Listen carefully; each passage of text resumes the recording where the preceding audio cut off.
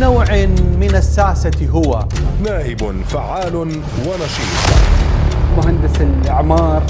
هو أصغر من شغل المنصب في تاريخ البلاد. برقمتي منور شرف. هو أستاذ محمد.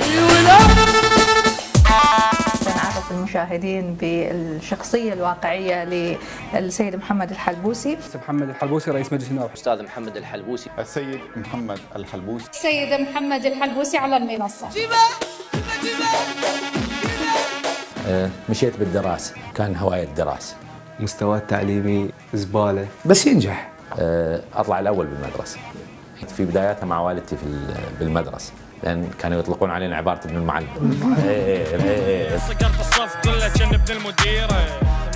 ليش أخذ 10 من 10؟ لأن أمه أنت ما شاء الله بعدك شاب مرتب وموجه مثل ما يقولون، جابك لهذا المجال. أعترف أنه كان دخولي في عام 2014 مبكر.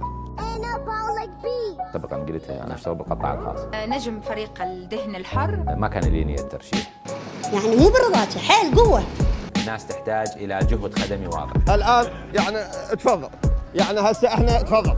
كنت نائب راتبي 7 ملايين، 7 ملايين ذكر و400 آخر شيء. اي السود عديد. لن نتحالف مع أحد. راح تنزل كحزب تقدم معك.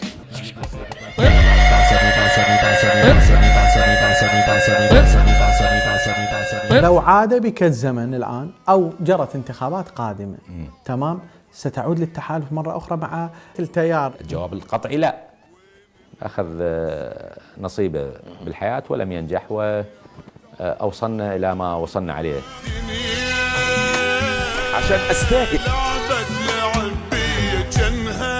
فهو سوى روحه زعلان، زعل. قال السيد مقتتل الحق.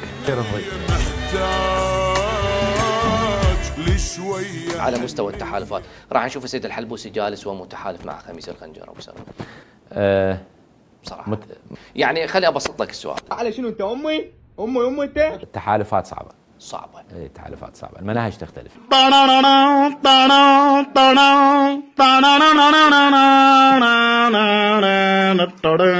هسه خوفتونا حتى احنا راح نتخبل.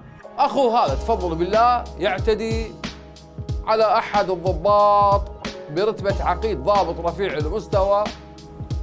ما عندك ملاحظة على هاي القصة؟ ما عندك ملاحظة؟ لا خاف غيري، ما عندنا اخوه. ما عندنا إشكالية. لا، سيادة العراق موجودة واستقلال العراق موجود. شباب ما جاي استوعب جلسة. شباب ما جاي استوعبوني. مهندس شاب يملأ المكان بالأفكار والمشاريع. بدأ منذ الخطوة الأولى وكأنه على موعد مع التحدي. إنه محمد الحلبوسي، ويا ويل من عاداه. فقالوا راح اروح اليوم في بيت سعد البزاز. بيت البيت فقال تعال جرني، قعد يمه قال يلا تفضل. الدولة اللي راح تروح له احنا ما رايحين نبنيها، احنا نطبيها وش ما بينا نخربها، لان هاي مو دولتنا. قسما برب العزة عن كل ما اقوله. الحديث طلع من قناة الشرقية. علاقتي بهم لن تكون جيدة ابدا. يعني هم سووا فبركوا فيلم، هذه القناة غير مرخصة. واحد من ولدك سعد البزاز، دير بالك على محمد. الحلبوسي يمنع الشرقية لأنها تحدثت عن فساده. لك عيني ليه تسوي ايش بي انت؟ ليه تسوي هيك؟ هذه القناة لن تكون متواجدة في المكان الذي أتواجد به.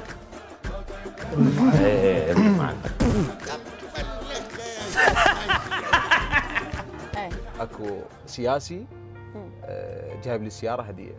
اي صح، الحلبوسي مثلا. لكزس. شنو المناسبة؟